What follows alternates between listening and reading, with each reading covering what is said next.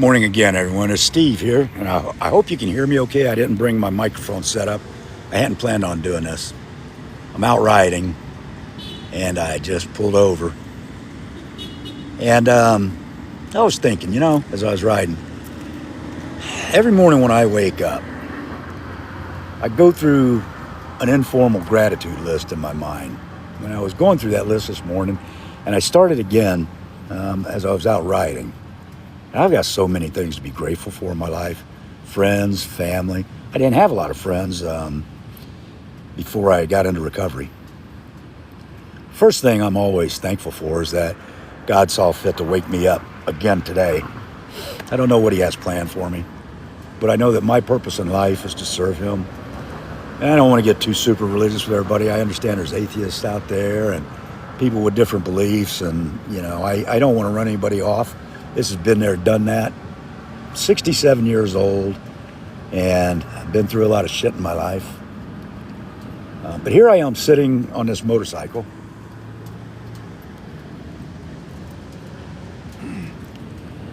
Going for a ride in the country. Well, I will be in the country. Right now I'm on the coast. I'm in East Central Florida, right on the Atlantic Ocean. And in case you don't know where I'm at, is America's Space Coast. We're the home of Patrick Space Force Base, Cape Canaveral Space Force Station, and NASA.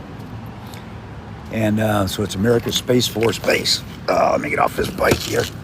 In fact, I'm right across the street from Patrick Space Force Base. And here it is, March 10th. 2026. It's going to get up to 84 degrees today.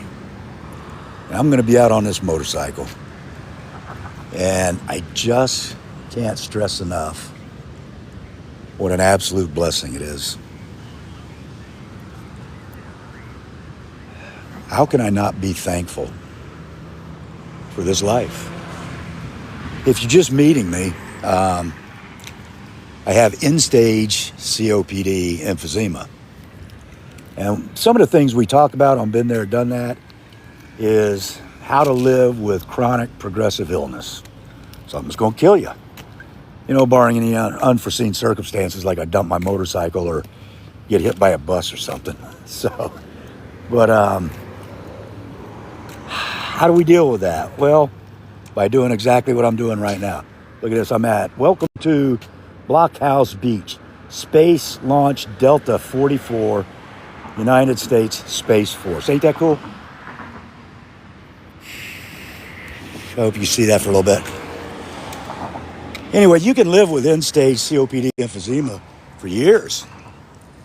But most of the last 2 years, I isolated in my apartment. I wasn't riding my motorcycle as often as I used to or as often as I wanted to. I got sedentary, I put on weight. I was getting less than 1,000 steps a day every day. And I had a procedure last May 12th called, they put in these things called Zephyr valves in my lower left lobe of my lung. It was hyperinflated from the emphysema, and it made it very hard to walk, very hard to do anything. And when I ate, I got bloated, and it was very painful. I couldn't lay down in bed.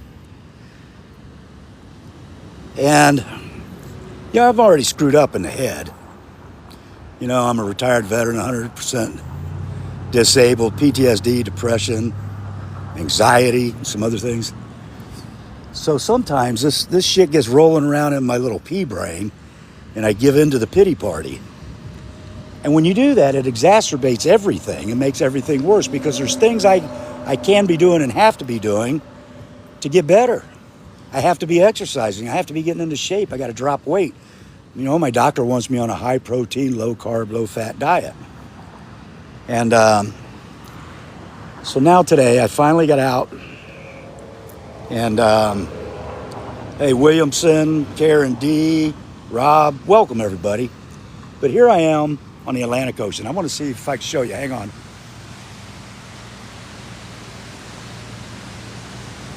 Did you see the sky? Look at the sky.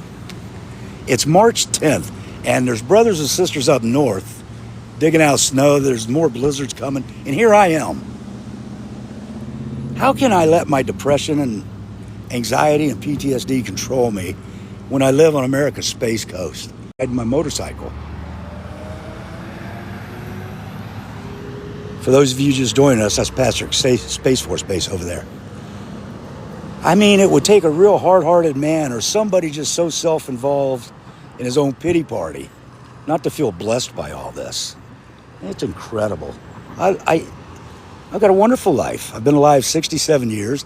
I've umpired college baseball, Division II and III, high school football, AAU travel ball. I was the Florida State umpire-in-chief for AAU for a year. Married my high school sweetheart, 4 beautiful kids, 4 incredible grandkids. I got 1 little granddaughter and 3 grandsons. And how can I not feel blessed? I mean, if I was to sit down and do my entire gratitude list one morning, I would need reams of paper. So yeah, I got stage 4 end-stage emphysema and COPD.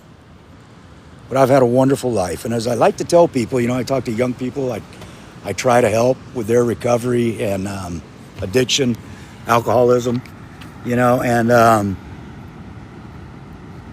I tell people, during my 67 years, I danced the dance harder than most. I lived on the edge that was more razor than most. And I can't bitch now about paying the piper, tipping the band.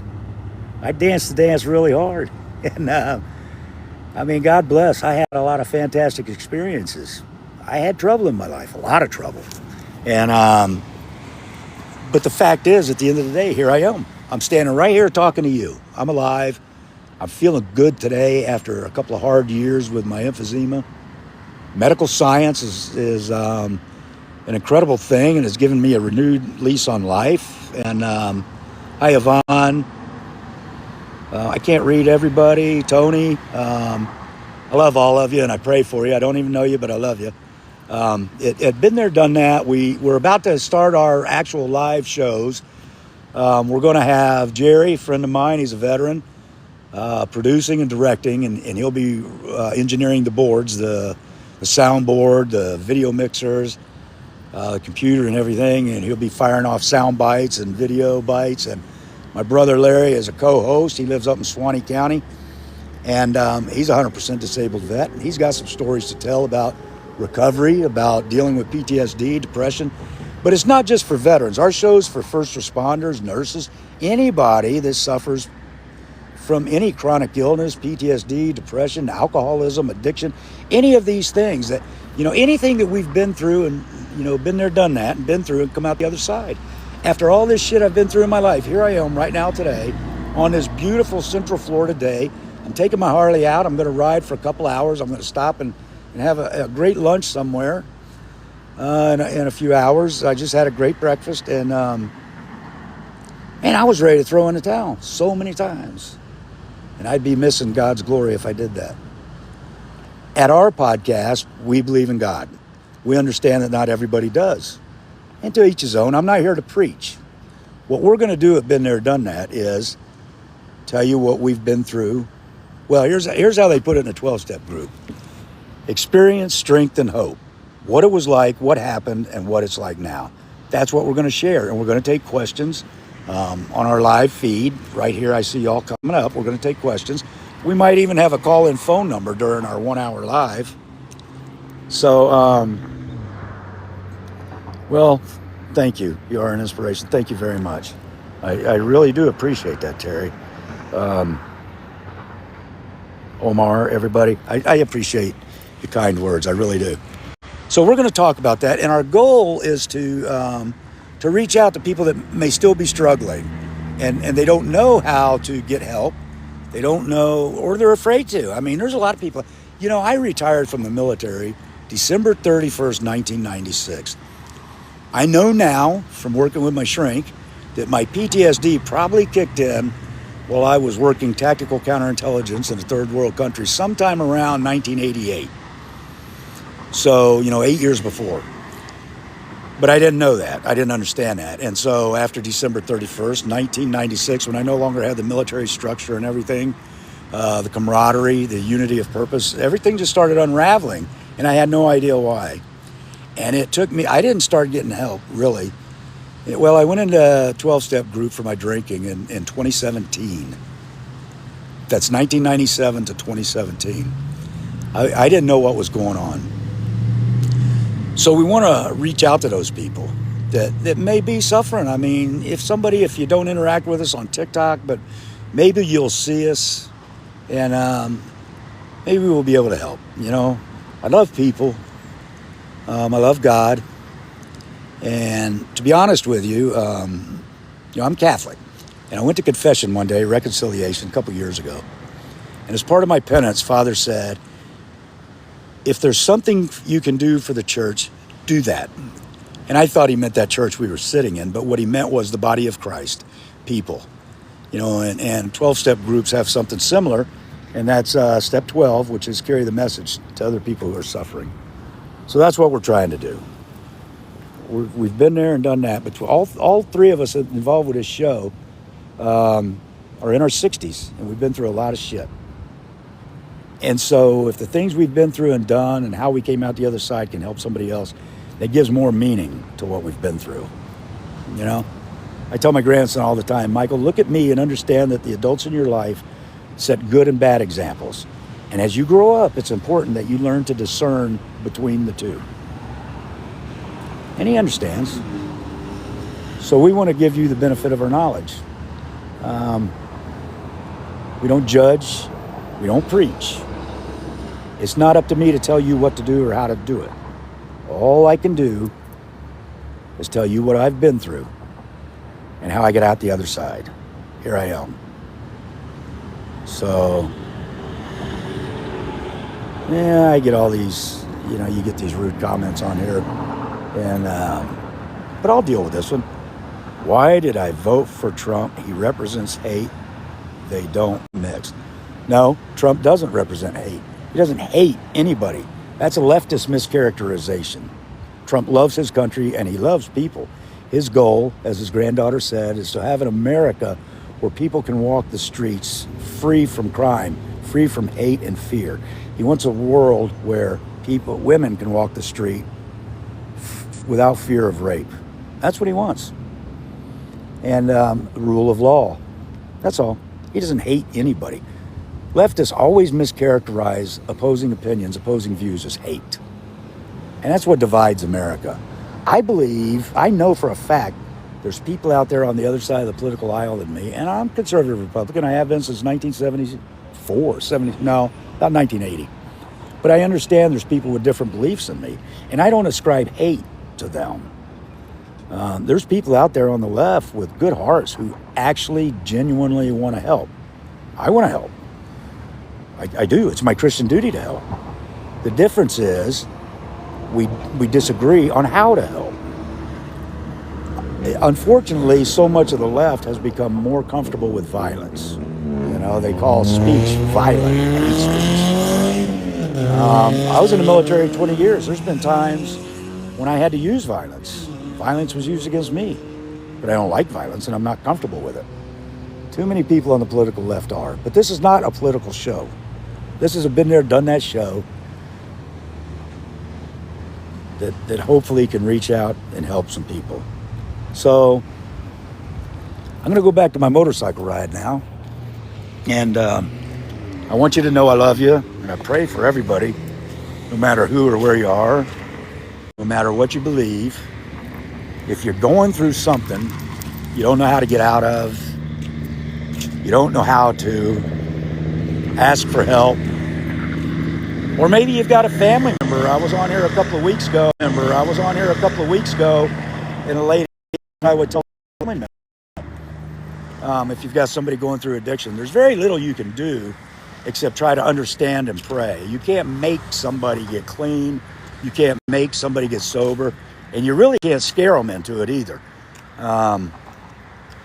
Didn't work for me. Doesn't work for a lot of people I know. What you can do, maybe I'd recommend reading the AA Big Book, the 12-step program, becoming familiar with it. There's a chapter in there called the chapter to the wives. There's also a chapter in there for employers. Look for other 12-step books from programs that have worked. And pray. Pray until your knees are bruised and hurt. That's all a family member can do. I had a little brother that lost his battle to addiction and alcoholism in 2009. He was living with me at the time, my baby brother, and he took his life. He unalived himself. He lost his battle. We tried everything in the world to help him, and we failed. Or did we?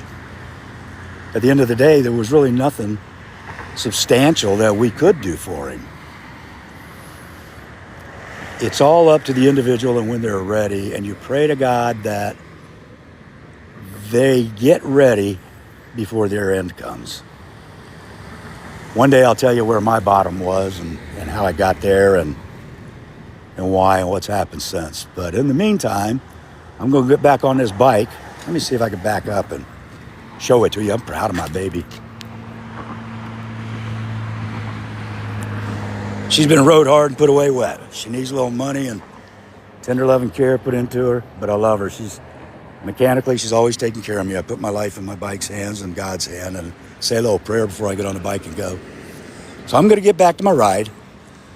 Maybe I'll check in with you all later this afternoon if I get to a wide spot on the side of the road, give you an update. But for now, no matter who you are or where you are, I love you. And if you're suffering, I pray for you. And I hope you'll tune in. We're not looking to make money on this podcast. We generally want to and need to try to reach out and help. You know, if we're able to monetize and pay for our equipment and stuff, that's okay. We won't turn it down. But at 67 years old, my brother is 63, I think, and Jerry, our producer, director, engineer, is 66. We feel like we've got some stuff to share, some important stuff, and we just want to do that and try to help someone.